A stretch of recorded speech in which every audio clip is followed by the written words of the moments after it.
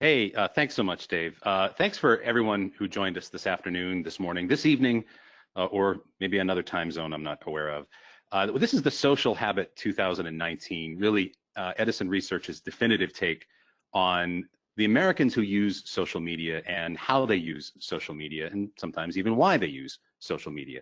This is a report that we have put out in the past, and we didn't put one out the past couple of years, but this year we discovered some kind of consequential new information in our earlier infinite dial report. And it really warranted us going back into the field and trying to get behind the why of some of these issues. And for those of you who are not aware, each year we put out a report with Triton Digital called the Infinite Dial, which covers many things: podcasting, online audio, and social media. And in this year's Infinite Dial, as I mentioned, there were some consequential findings that we wanted to get to the bottom of. We wanted to find out why people said the things that they did, and especially what in relation to some of the big changes happening around Facebook. And so we have done that with this report this year, The Social Habit. And what we're going to do today is actually going to be a summary of 3 different research projects that we have done to kind of answer 3 different kinds of questions. And I'll just briefly go over the methodology for all of these things. First of all, I am going to review some things from the Infinite Dial, and you may have seen some of that, but we're going to go much, much deeper in this report than we were able to in the Infinite Dial. The Infinite Dial is based on a national telephone survey of 1,500 Americans 12 plus. It's a nationally representative and projectable telephone survey, both mobile and landline, really designed to be able to make us be able to provide a credible estimate of the percentage of Americans online and offline that do various activities. We also went back into the field with an online survey of 850 people ages 13 and up to ask some specific questions, some follow-up relative to their Facebook usage, because one of the things that we're going to talk about today is a decline in Facebook usage, and that's at the heart of a lot of what we're going to discuss. And then finally, we wanted to get some qualitative information, and our excellent qualitative team at Edison invited a dozen social media users who are ages 18 to 29 who tell us they're using Facebook less or maybe have even stopped using it, to talk about their experiences with social media, their experiences with Facebook, and how their usage of all of these platforms have changed. And we have some great video of that, some of which I'm going to show you very, very soon. So why do we care about social media? Why is it a thing that we talk about? Social media is absolutely a part of the fabric of American life. It has been for quite some time now. And we also know from doing our Infinite Dial research that the vast majority of Americans tell us that they ever use social media. Here you can see 79% of Americans 12 plus tell us that they currently ever use social media.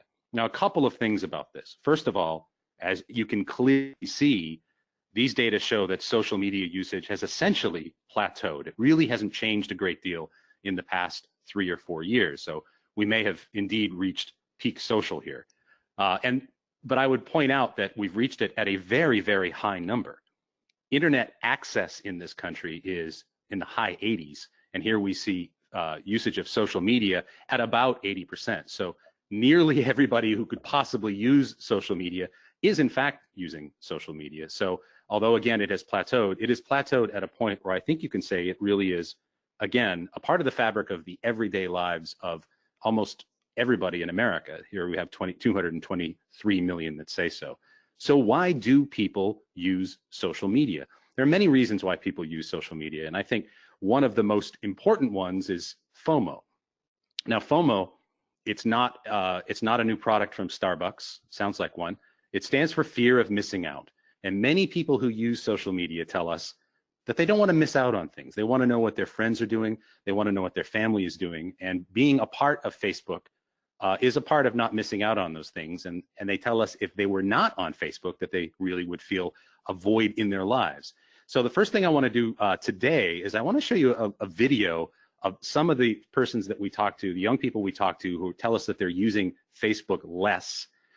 And we talk to them a little bit about FOMO. So I'm going to show a video and a couple of notes about this. First of all, these videos are high quality videos. They should play just fine if you have a modern computer and a reasonable internet connection.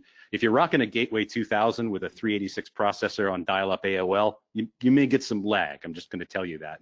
You may get a little lag anyway. but we've tested the crap out of these, so I think they look pretty good. So here's a little bit from our qualitative team on the fear of missing out and why people use social media to mitigate that fear. I think like with Snapchat and stuff and Instagram too, like there'd be a lot of FOMO if you like weren't somewhere and you would see everyone posting about something, either if you couldn't go or if like you weren't invited or something, and like that was hard to then see it. Like I think especially with Snapchat, because it like looks like real time and you can actually see what it'd be like if you were there, and then not being there and like you're sitting at home alone and you're like, oh. I guess like deep inside I just always have that need to just want to know like what my circle is up to, or what he or she is up to, or what am I missing out on. So that kind of gnawing feeling in the back of my head and deep down inside me is something that just makes me not even think about it, I just do it. It's like a reflex. I'll just log on and I'll see what's happening, and I guess that need to like be with the program and just not miss out. I guess like FOMO, is that what it is? I think it's out of habit, but it's also I want to know what's going on with everything. Like I don't want to miss something, be it like someone's like, you know, what they wore, what event they went to, or something interesting that's happening. I just want to be in the know and be up to date with everyone's lives, I guess. When people are out and they're on vacation and they look like they're really enjoying themselves, and I am in my hometown in an overpriced apartment grinding away through schoolwork when everybody is like, look at me in my job, I'm up in my career, look at me on vacation. That's FOMO. It feels like I'm not doing anything. It feels like I haven't gone anywhere. And then that feeling builds up and I'm just like, screw it, I don't want to do this anymore. Shut it off, put it down. So FOMO, there are some positives and there are some negatives, certainly, as that last young man talked about, how people feel about their own lives as they're viewing the lives of others voyeuristically through social media. And we're going to talk a lot about that here in a few more minutes. But let's talk a little bit more about the awareness of social media networks and how people use them sort of on a basic level. So first of all, just as social media usage has plateaued in the past few years, social media brand awareness has also plateaued in the past few years, and you see really not too many changes here. And some of these numbers, again, factoring in that the internet access in this country is in the high 80s, are absurd. Facebook at 96% of Americans 12 plus, Instagram 93, Twitter 92, and Snapchat 87, all really at the boundaries of everybody that could possibly use these services is aware of these services. But you don't see a whole lot of movement here over the past 3 years, with the exception of LinkedIn. LinkedIn shows a little bit more awareness this year compared to the last 2 years. And now this year we're tracking WhatsApp as well. So you're starting to see really everything kind of level off and consolidate in a lot of ways, which makes the changes that we do see, and we'll show later on in this presentation, all the more consequential. In terms of usage, we've shown a little bit of this previously in the infinite dial, but this is a pretty good recap of where things have, and for the most part, haven't changed in the last 2 or 3 years. Facebook has declined. Back in 2017, 67% of Americans told us that they ever used Facebook. Today, that's at 61%, and we're going to unpack that number in some detail in a few moments. You do see some growth here with Instagram from 34 to 39% over the past couple of years, and a decline in Twitter usage from 23 to 19. Twitter now clearly down there in 6th in terms of what we are tracking in the social habit. But for the most part, you don't see a lot of change. LinkedIn has really plateaued at 22, or appears to have plateaued at 22%, stuck there for the last 3 years. Snapchat and Pinterest as well really haven't moved that much in terms of overall usage. Now, we also ask people if they use these brands in the last month and even in the last week. And I like to compare all of these to look at the retention of each of these services, turning people into regular users and everyday users. Now, again, as we saw with currently ever use, Facebook has declined in the past couple of years from 65% who tell us that they use it in the last month to 58%. But those numbers are still pretty high and very close to what the currently ever numbers were. Instagram numbers also fairly high. Really, you do start to see a little bit more decay here with Pinterest and LinkedIn. LinkedIn drops from 22 to 15. Pinterest also drops here down to 24. So you start to see some of these services maybe not being used as regularly, but still being checked in on by millions and millions of Americans. If it prints on this page, it is absolutely a mainstream activity. And then finally, if we look at this by the people who use them in the last week, again, Facebook has very high retention here. 61% in 2017, today 54%. So again, we see that decline, but that 54% who tell us they've used it in the last week compares well to the 61% who tell us that they ever use it. So if you ever use Facebook, chances are you used it in the last week. People are continuing to use it. And make no mistake, it is by far the #1 social media brand. And people do retain that usage into regular usage.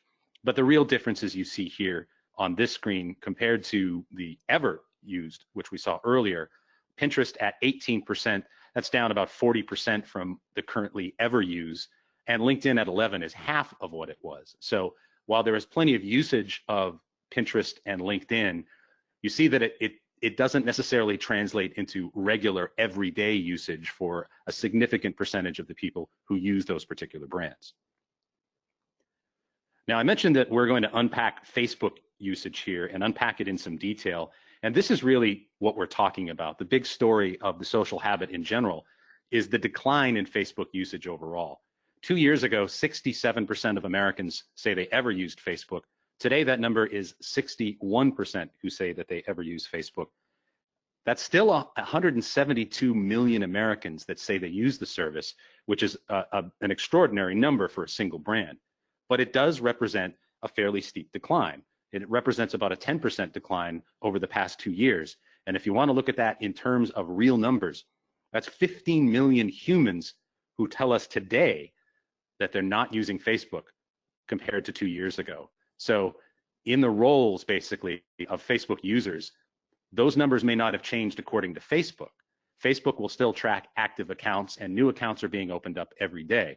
But this is something that a survey can tell you that server data cannot, because what this is telling us is, regardless of growth in reported user accounts that Facebook may tell us, there are plenty of people, 15 million we project, who just are simply not using it anymore. They haven't gone through the process of deleting their user accounts. They haven't gone through the whole process of cleaning themselves completely out of Facebook's system, which may or may not be possible, but they're just not using the service. So Facebook would still report them as active. They would still report them as active growth. But there's no doubt about it. There has been a drop in the number of people who say that they ever use Facebook or currently ever use Facebook. And when you look a little bit deeper, you don't even have to look that deeply to see where the real loss is coming from. And that's 12 to 34. 2 years ago, 79% of 12 to 34-year-olds tell us that they currently ever use Facebook. Today, that's 62%. That's a 24% drop, 12 to 34, in terms of the people that tell us that they use Facebook.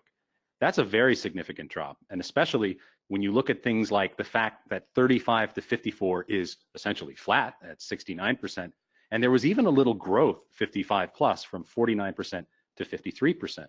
So if 35 to 54 is flat and there was a little growth, 55 plus, then what that tells you is that that net 15 million loss in terms of users is even greater, 12 to 34. And in fact, that's what the math bears out here. 2 years ago, an estimated 82 million 12 to 34-year-olds told us that they use Facebook back in 2017. Today, that number is 65 million. That's 17 million fewer people who tell us, 12 to 34, that they're using Facebook. So that is a pretty significant drop. The moderate amount of growth, 55 plus, masks a little bit of that. But what this tells us is that there is absolutely a 12 to 34 issue with Facebook. And again, we're going to unpack that. Now, this is just the people who tell us that they've stopped using it. There are also people that tell us that they're using Facebook less, and we're going to take a deeper look at them a little bit later on. Now, it's interesting to look at where the 12 to 34-year-olds are going. I will tell you that they are using other services more, which we will touch on, but that loss from 79% to 62%, as you can see up at the top there in terms of 12 to 34 usage, it didn't add on to any other service. All of the other services really are essentially flat. There's a decline with Twitter, as I mentioned earlier. The other services essentially flat in terms of ever use the service. So these 17 million 12 to 34-year-olds who tell us they've stopped using Facebook, it's not like they went to a new service or went to a service they hadn't already been using, but they are using other services more as a result. And that's what we're going to look at next, is the brand by brand usage of social media consumers. And this is going to be new information from the Infinite Dial, which we haven't really talked about before. And that is some real deep dives into race and gender and age, and to look at the differentials by the people who use each brand. So just to recap, in terms of overall usage in this country, we've really already seen this. Facebook, the leading social media brand, 61% of the population 12 plus use it. 39% Instagram, Pinterest, and Snapchat really tied here.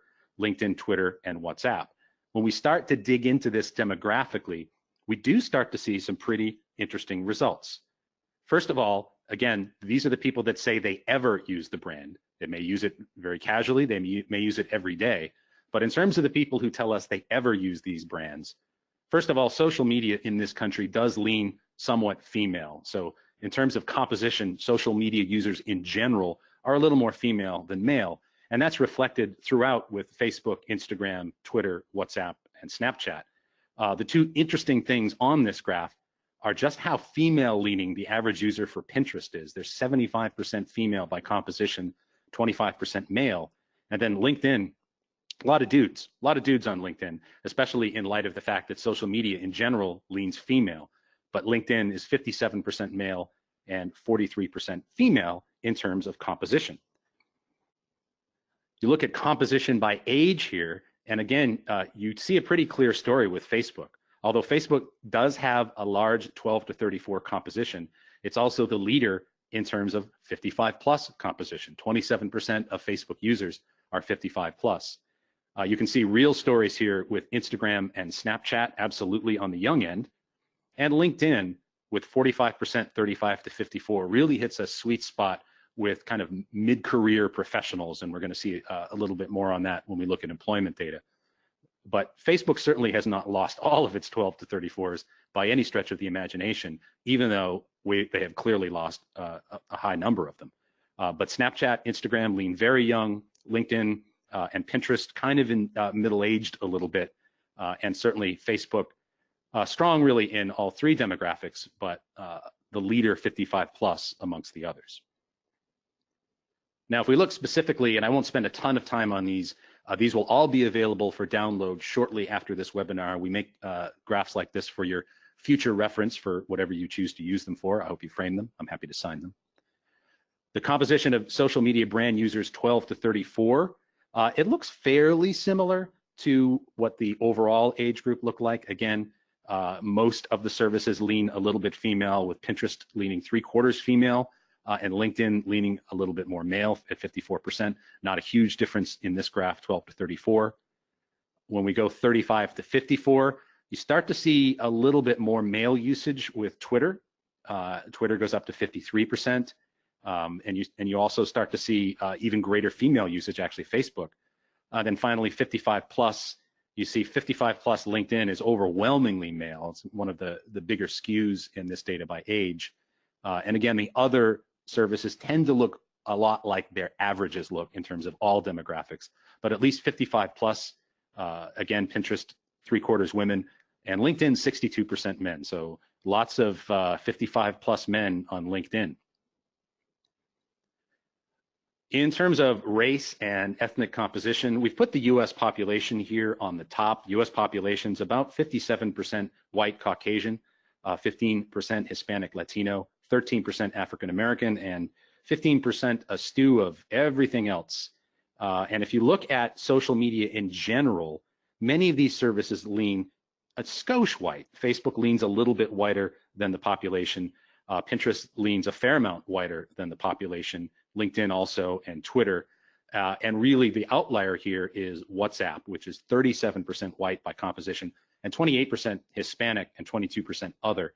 And a lot of that, of course, has to do with WhatsApp's, one of WhatsApp's main use cases, which is as an international communications device for people to talk to people perhaps back home in other countries. So we do see that a lot. And finally, in this section, we also look at employment of social media users. And again, I won't spend too much time on this. You can review it at your leisure after the webinar. 44% of the US population says they are employed full-time. If you look at social media users in general, they essentially match that. Snapchat, a little bit lower, but there are an awful lot of students who use Snapchat. 31% of Snapchat users tell us they are students, which is significantly higher than anything else. And then LinkedIn, 72% of LinkedIn users are employed full-time. So there's absolutely a focus there with LinkedIn. I know they've shown up near or towards the bottom of a lot of the overall use graphs that we've looked at, but they clearly have a focus. They clearly have a niche, or as the French would say, a niche.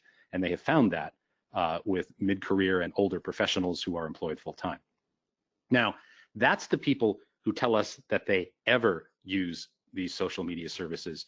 We take that one step further, and there's a lot of new data in here. We also ask people, of all of the services that you do use, which service do you use the most?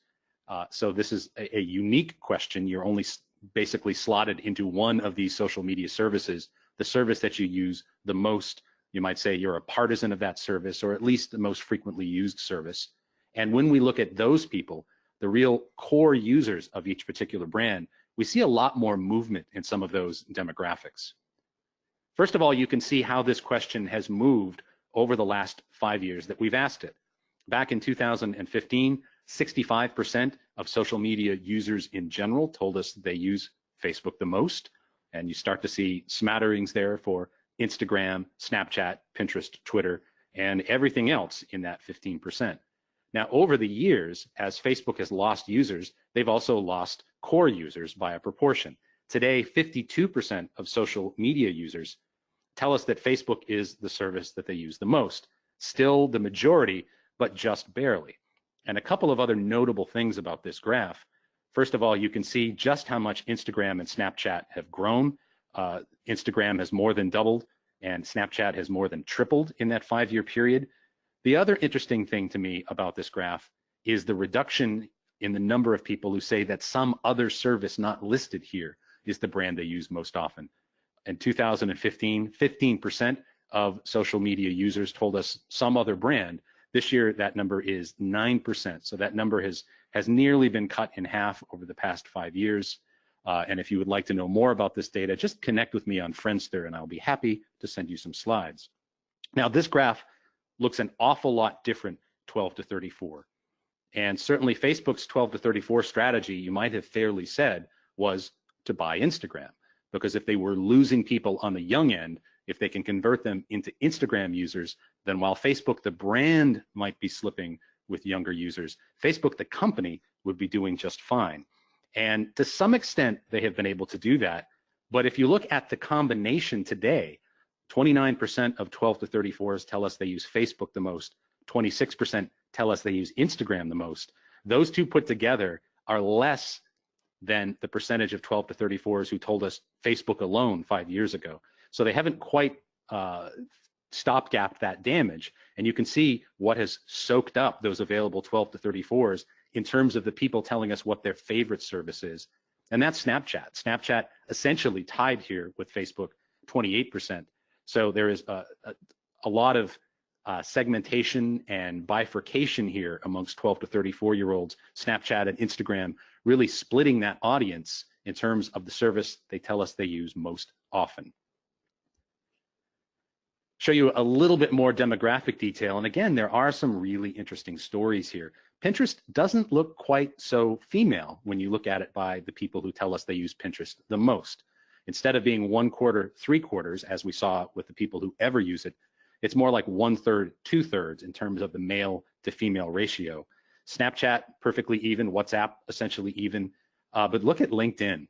Of the people who tell us they use LinkedIn the most, they spend the most time on LinkedIn compared to any other service, 83% of them are male. So even though the average user leans a little bit male, the core user, the people who really spend the most time on LinkedIn, overwhelmingly male.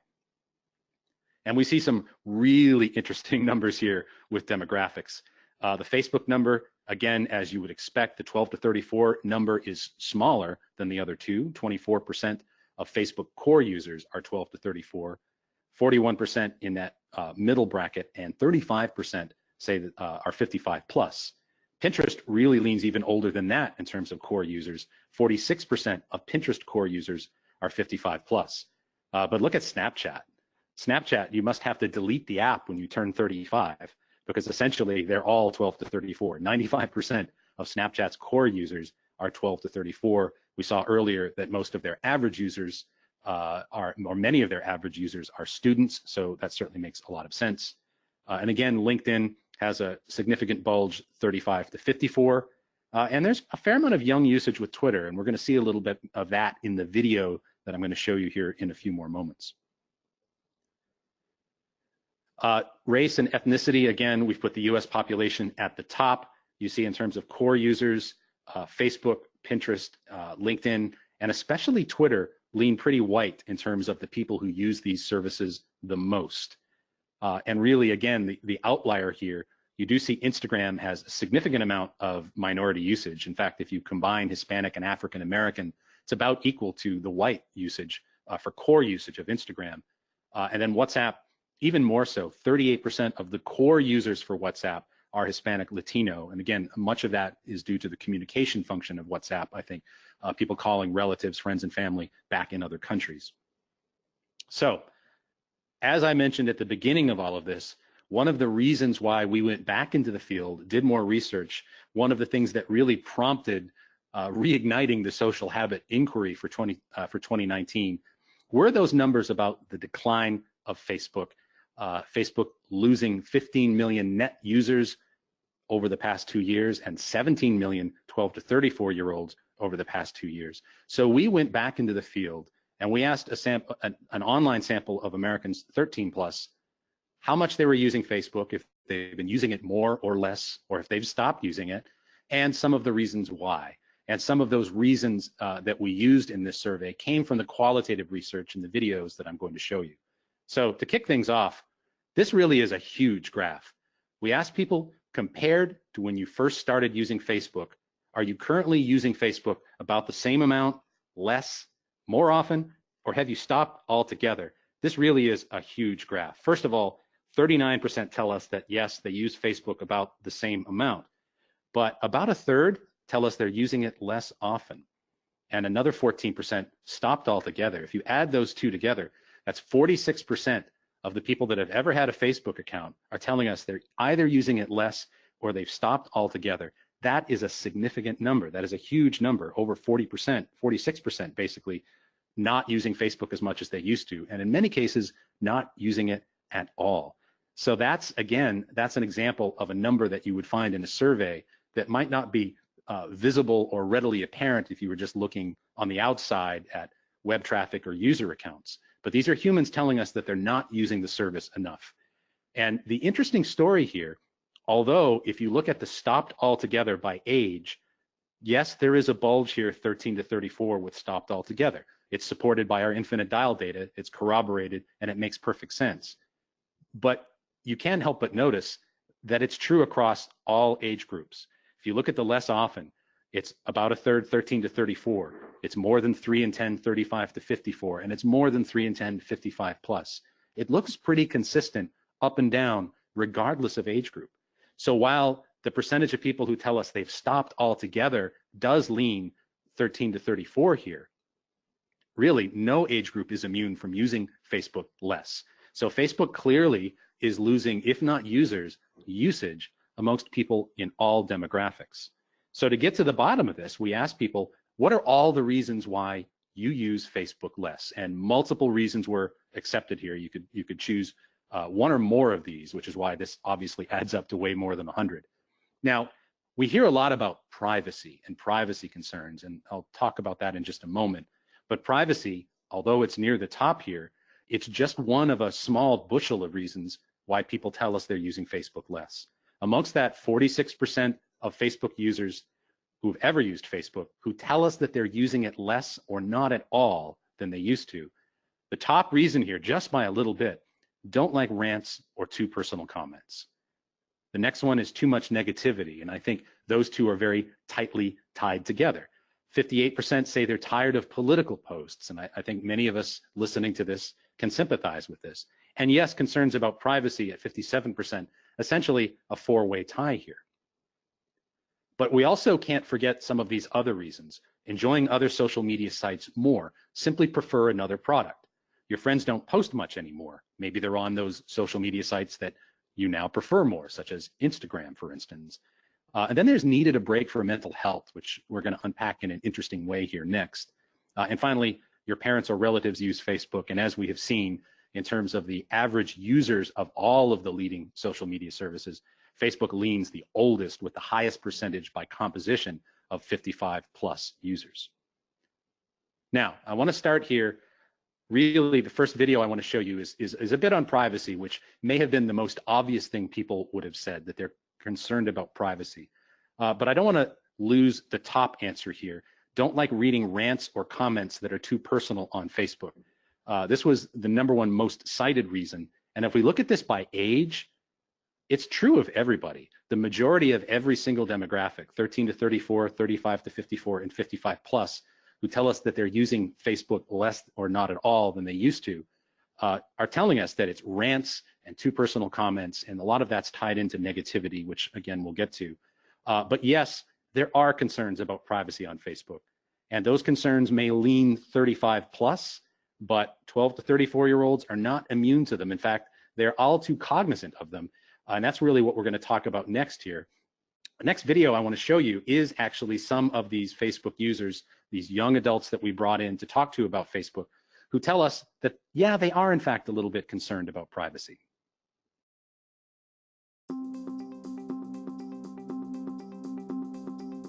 I tried to lock down my profile as much as possible so no one can like really contact me or like, you know, see where I live, see like things like I do, or like public posts. I mean, I think one of the last updates, like suddenly all my posts became public, and I was like, I don't want people like seeing all and liking all that stuff. This is weird. I'll admit I've gotten a little cynical.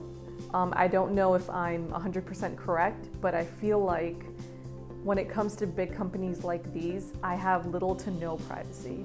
It's not like I have anything to hide, but I do feel uncomfortable. I've been seeing like these really creepy instances where I would see like advertisements on my Instagram that I was just talking about 2 days ago with my friend. And so it's weird and kind of unsettling, the thought that, you know, a company knows everything about you. Facebook's privacy policy is fine, but I guess that's because I just don't know about it. But you also really shouldn't be putting any information you don't want shared on those platforms. So yeah, your information shouldn't be being shared, but if it is, I hope you don't have like your social security number on there. It should have been expected that something like this is not going to be private. Facebook is definitely going to send your information to someone who's going to like link you two together. That doesn't really creep me out anymore, just because if you're kind of already assuming that the information you're making public is going to be taken by corporations, then whatever. If you don't want someone to see something, don't put it online. So even though the privacy issue does rear its head a little bit with older Americans, it's a cross-generational problem. And some people accept it as part of the trade-off of using these kinds of services. And other people are becoming more and more cognizant of this.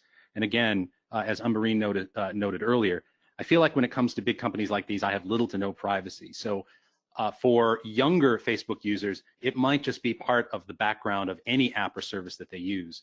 But increasingly, 35 to 54 and 55 and older Americans are becoming much more aware of Facebook's particular take on privacy.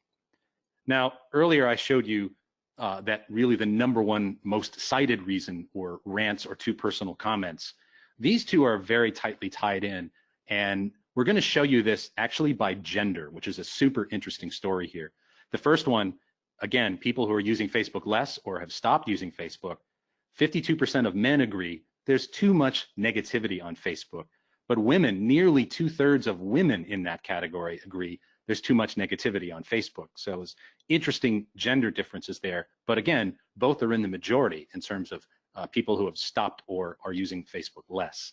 And then tied to that, of course, I needed a break from Facebook for mental health. And I'm guessing if you're listening to this webinar, you know somebody like that. You may know more than one person like that.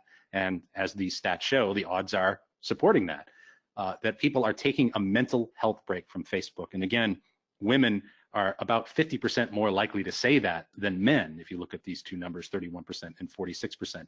So there is absolutely a feeling, and again, a somewhat gender-specific feeling about negativity on Facebook and that kind of toxic atmosphere. So I'm going to show you now a video from our qualitative team, a little bit about Facebook in general, but also how that toxic atmosphere registers with them.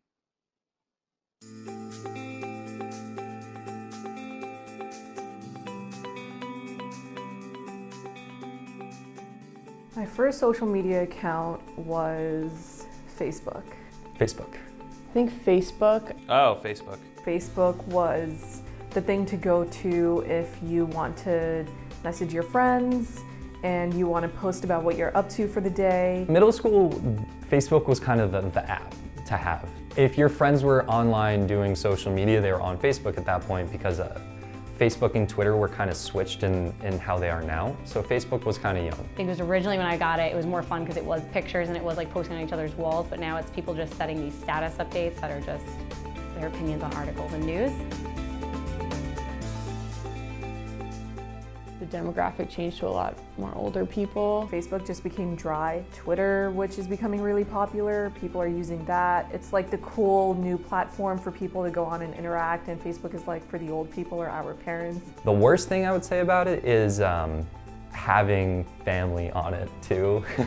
And then also the oversharing. So some people in my family may overshare.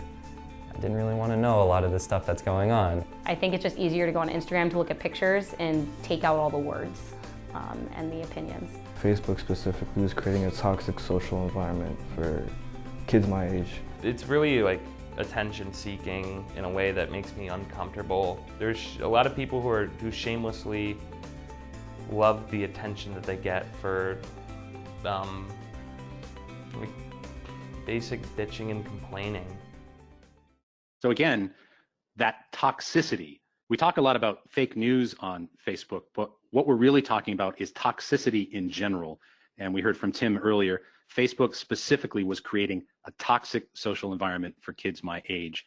Maybe some of that's politics, maybe some of that is the fake news that we talk about often, but a lot of it is, as the number one reason why people tell us that they are using it less, is just rants and personal comments. So it's not necessarily coming from news or coming from Facebook, quote unquote, but it's coming from people that we're connected to. And really the other thing that we wanted to talk about here in terms of reasons, and now we're really going to look 13 to 34 here. If we sort of read up from the bottom, your parents or relatives use Facebook. That's less of an issue, perhaps 55 plus, although we all have those relatives, I think. 42% of 13 to 34s agree with that.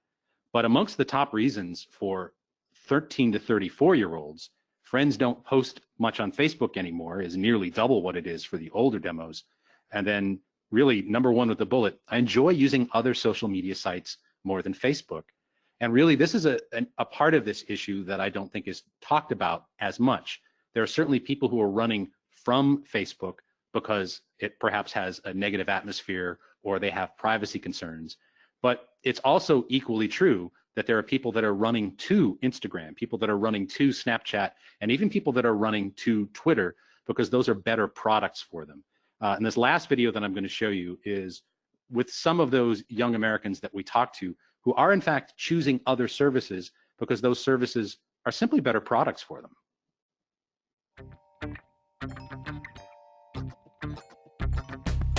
I feel like compared to Facebook today, Instagram is more used and a lot of people are on it.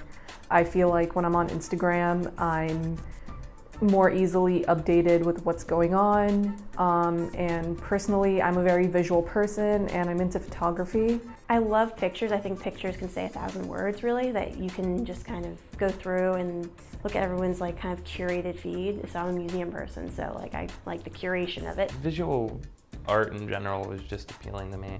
So a more photography-based social media seemed cool. I mean, someone could be talking about how much they hate their life, but maybe they post a pretty image to go with it at least. At first I thought it was cool. I remember my friends telling me that it's Facebook, but it's the picture form of Facebook.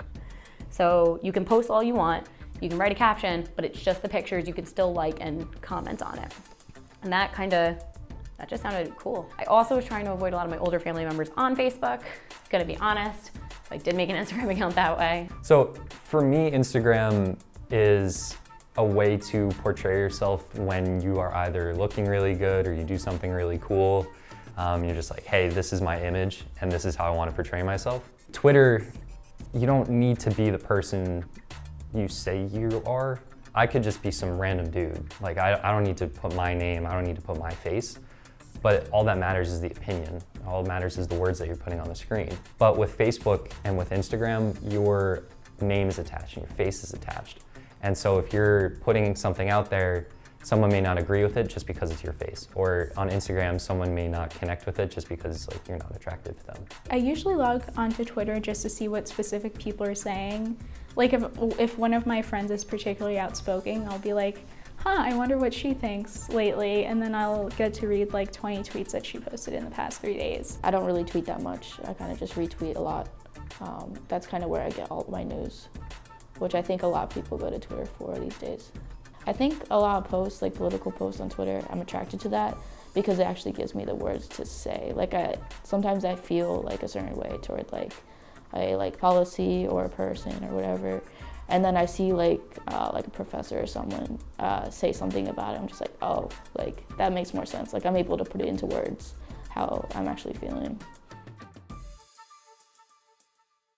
So again, as we talked about, there are certainly negative reasons why people tell us that they are pulling away from Facebook.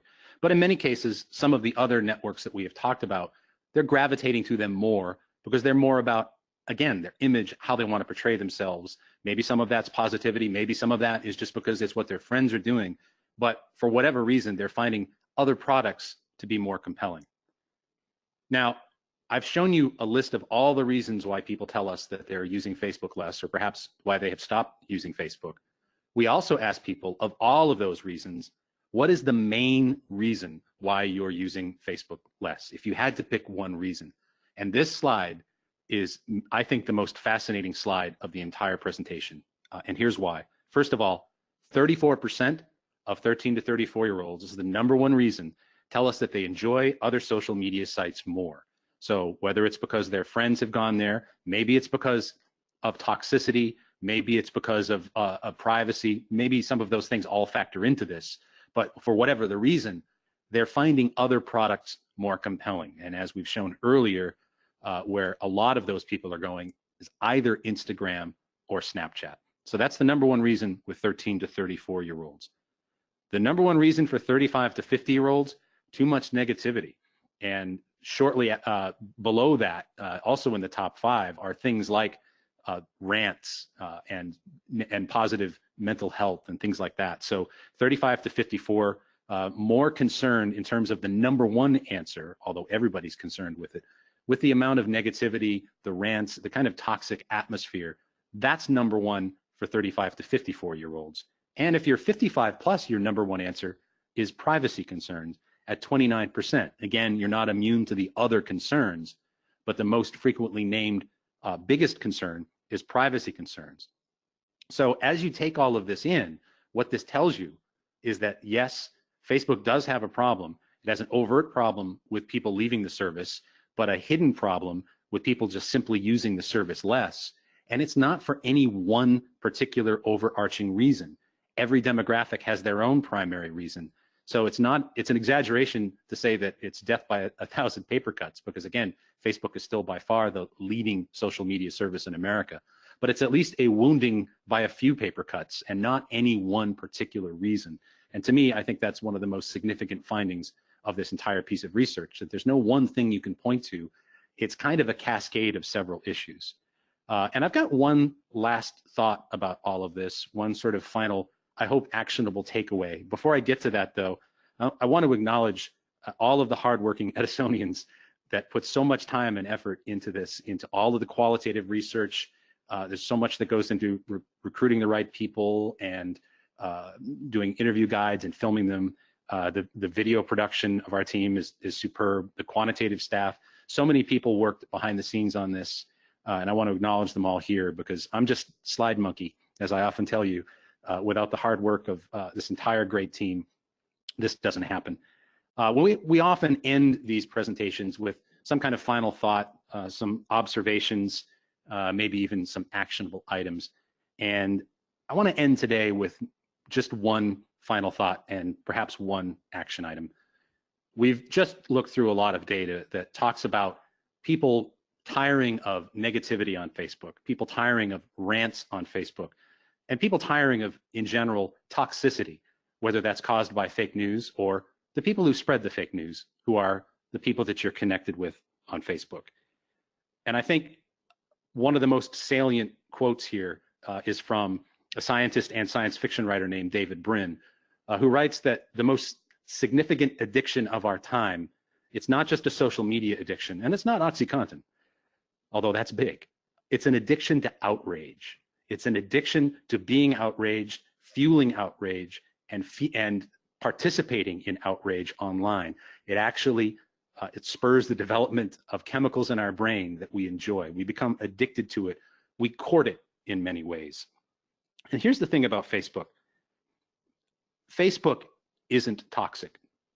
It is the people that are in your stream that are spreading toxicity and negativity. Facebook isn't toxic. People are toxic. And the great thing about Facebook, and I'm not condoning one social media service over another. We've certainly talked a lot about Facebook, but Facebook lets you be your own landlord, and it lets you be the most powerful landlord imaginable. If you don't like your neighbors, you can evict them and move them out of your site forever. You can move your friends out of your site forever. You can move people that you went to high school with that maybe you find disagreeable out of your site forever. You often say that you can't choose your family, but you can choose your friends. On Facebook, you can choose both. We all have an Uncle Stanley, and that Uncle Stanley is toxic. And on Facebook, you can move him out of your site as well. One of the smartest things I've ever heard said about Facebook, I just heard recently, and that's from my brilliant wife, Tamsin, who said that Facebook is the room of requirement. And if you've ever read or watched any of the Harry Potter books or movies, the room of requirement is a room at Hogwarts that if you walk by it 3 times, it will become the room you want it to be. It will give you what you need. If you need a place to study, it will give you a study room. If you need a place to go to the bathroom, you get a room full of chamber pots. It essentially reflects what you need. And Facebook is that room of requirement. It gives you exactly what you need. And in some ways, I think it reflects where you are, it reflects what you want, but you are the curator of that feed. And there's only so much any social media site can do to remove toxicity when that toxicity are the people that you follow, the people that you friend, and the atmosphere that we're all taking part in. So my one actionable takeaway for the Social Habit 2019 is simply this: let's be kind. On behalf of everyone at Edison, I want to thank you for tuning into this. The slides will be available shortly after this talk. If you want to talk on Twitter about this, please use the hashtag #SocialHabit. And thanks again for the gift of your time and attention.